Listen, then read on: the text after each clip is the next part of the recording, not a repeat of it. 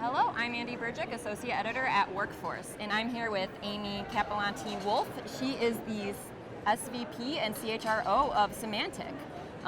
She's been helping companies through complex transformations for over 3 decades, and her previous HR roles include VP of HR at Cisco and CHRO of Silver Springs Networks. Thank you so much for being here with us today. Thank you for having me. It's my pleasure. Fantastic. So, Amy's here to answer a few questions based on the topic of her session at HR Tech. So, my first question for you is, you've been helping companies through these transformations for the past 3 decades. What are the major lessons that you've learned since you've started? And I will say every transformation I'm learning something new and different. But I would say, first and foremost, get really clear about the problem that you're solving. I think very often people jump into actions to go solve a problem without realizing what is it I'm actually solving for. So one, clarity around what you're solving for. 2, get clear about who your constituents are. Use the employee experience and look through that lens as you make decisions around transformations, because if you're not bringing the employees with you, you're going to fail in it. And the last thing is over-communicate, and constantly measure whether or not you're meeting the demands of the change effort you're trying to undertake.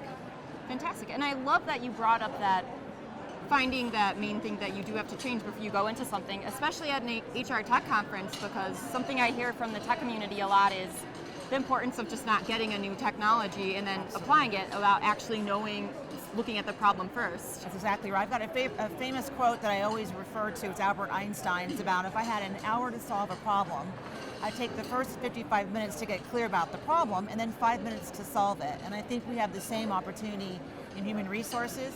Very often we want to go find a tool to go solve a problem. And first you got to be clear about what it is underneath of it.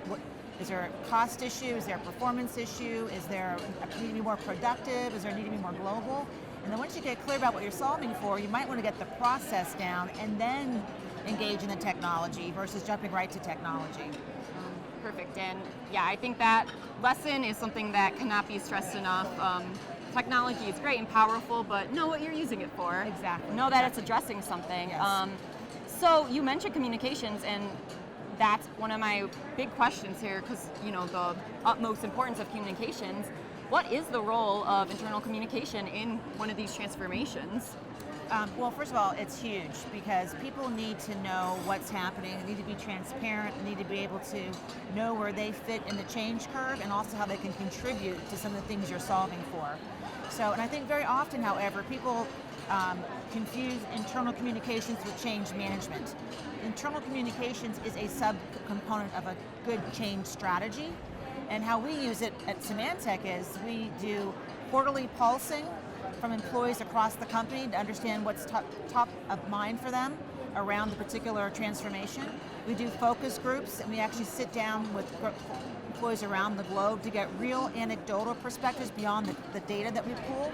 And then we leverage all hands, blogging, vlogging, any sort of channel of communications that is two-way, so we're making certain that we're constantly in view of what's happening. And I will say one last thing is very often the people who know what's happening the best in your company are your employees and your customers. So you've got to create a very closed loop communication strategy, not only for your employees but your customers, about how are we doing, how are we supporting you. Fantastic, and this is one of my other questions, and I know that you've just given some really good examples of this, but just in case new strategies come to mind, how do you think leadership can successfully include and integrate employees during one of these integrations, and what strategies do you find especially effective? Sure. Well, I think it's paramount, because if you don't have a good communication strategy and a way to create a burning platform, because usually changing for change's sake, like no one has time for that. But if you're changing because you've got a market condition, or you've got an investor issue, or you've got just an opportunity to really capture something faster, quicker, you get employees on path with, here's the critical and important platform we have to get direct change off of.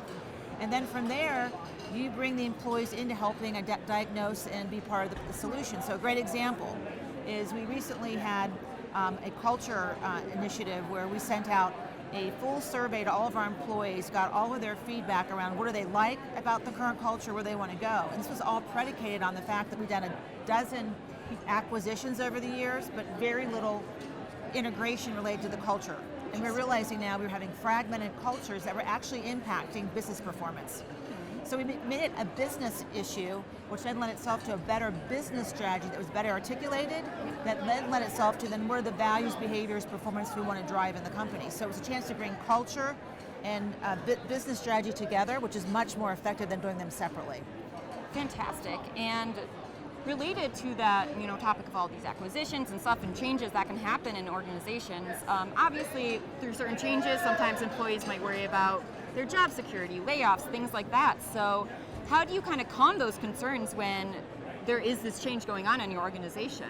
Yeah, and that's a great question because very often there are going to be impacts, restructurings, reskilling, moving from one site to another because of real estate footprint, what have you. And so I think the most important thing is transparency. You got to tell them the truth. If you treat them like they're children, they're going to act like children. We all want to be treated like adults where we can have some ability to control what we can control and what we can't, at least want to know about that. So I think you have to be really clear about what is it you're doing, what problem are you solving, what will the steps be that we take to solve those problems, which maybe people impacts, maybe we're not going to be in that product anymore or that geography, and then give them a timeline and then follow that timeline. And I'm a big proponent of say-do ratios, so employees keep count. So you say you're going to do something and you don't do it, they start to take notice, and if your say-do ratio is off, you lose trust, you lose engagement, and people walk with their feet. So it's so critical to really think about how you create a transparent conversation and hold yourself accountable to what you committed to doing.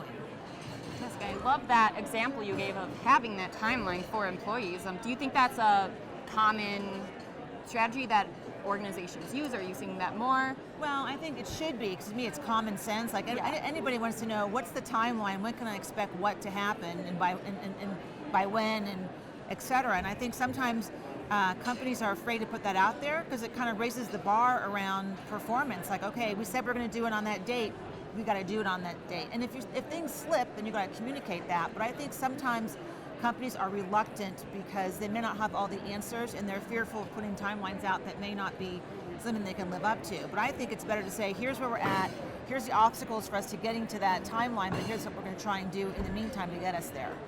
Fantastic. And I love that point of, saying something even if you're not really sure what's going on, because I know as an employee that's definitely something I would appreciate. I don't need all the answers, but obviously just some information is always good. So yeah, I kind of like tell them what you know, and then commit to them that when you do know an answer to something you don't know right now, you'll let them know.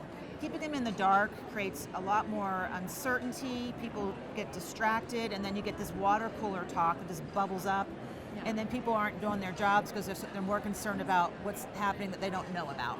Yeah, fantastic. And in your experience, you obviously have so much experience with this, what do you find that many organizations get wrong with making these changes, and how can they improve? Well, the first one, which I've mentioned, is really getting clear about the problem you're solving for. 2 is to have a really good change plan. And a change plan is, I believe, setting up a really good process by how you're going to make decisions. Who has decision rights? How do you bring the collaborative group together at the top as well as at the bottom? So you have work streams related to organizational structure, or work streams related to real estate, or work streams related to products or customer support. They are going to go vertically into what they do, but they've got to look horizontally to make certain whatever change they're doing, they're aware of the downstream impact and the upstream impact. And I think very often when you do these big change strategies, we get very siloed. This is a time where you've got to come together and be clear about the system that you're trying to change for the business.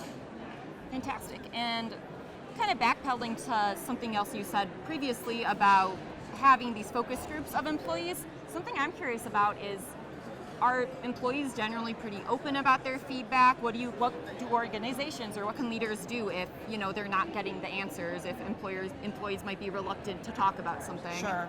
Well, I have no lack of interest in my 12,000 person global 40 country plus employee base. They're very interested in contributing, and I think one thing we learned out of these focus groups is how people stick around for our mission, because our mission's all about finding the bad guys who are trying to breach our data as either consumers with our LifeLock and Norton business, or as enterprise customers. And so they love the mission, so how can we exploit more of that? And I think when you get employees together in a room, the best way to bring them into the conversation is making them feel and being genuine that they have an actual say, what they say matters, and we're actually going to act upon what they're bringing to bear as it relates to how we can make the business better, the environment better. People are only going to share when they've been asked and they've actually had a chance to contribute. If you ask and ask and ask and show no uptick of what they've told you, you're going to get a lot less people who want to contribute to the conversation. Fantastic, that's really good advice. And just looking, great. So I guess just wrapping up, Sure. we still have you on this live stream. What are you looking forward to at this event? Any HR tech topics that you're especially interested in hearing about or learning more about? Sure. Well, first of all, I'm amazed by all these like walking dolls everywhere. I've never been to an HR conference where I actually saw like Gru, the tree. I'll tell you what I'm really interested in is I'm really interested in AI because I think artificial intelligence, I think HR has a huge opportunity to take a leadership role in that because it has real impact to the workforce, to the engagement. And so I want to learn more about what steps I can begin to take in my company that will help accelerate that, but also do it choicefully and thoughtfully and lead it versus having the business lead it on their own without thinking about the consequences. Perfect, and I agree. I think AI is one of those topics that you hear about all the time, and just the more you learn about it, the more you can speak about it just in an educated way and actually understand what's going on and what it can do and what it doesn't mean. Yeah, I think people kind of run to the shiny penny, and I would encourage everyone to get smart about what it is and what it isn't, and don't just run to it, understand it because it has big implications, both positive and not so positive. Fantastic. Well, thank you so much for making the time to speak with us today, Amy. Thank you, it was my pleasure. Great to meet you too.